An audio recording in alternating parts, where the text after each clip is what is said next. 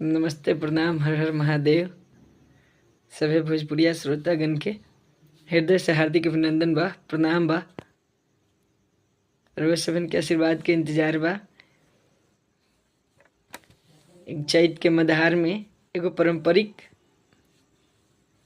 चैती बा जौने के लचका भी कहल जाला। सुनावा तनी सभी के अच्छा लगी तो लाइक करके बताएब, कमेंट करके बताएब कैसन लागल। मीठी तोर बोलिया कोयली, मीठी तोर बोलिया हो,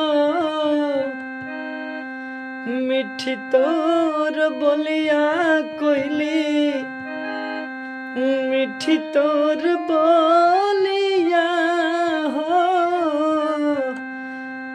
मीठी तोर बोलिया। सुतल सैया के जगावे हो रामा, सुतल सैया के जगावे हो रामा, मीठी तोर बोलिया, सुतल सैया के जगावे रामा, मीठी तोर बोलिया। रोज रोज बोले कोयली, होत भी नुसारवा हो, रोज रोज बोले कोयली, होत भी नुसारवा हो, होत भी नुसारवा हो, होत भी नुसारवा, होत भी नुसारवा हो, होत भी नुसारवा।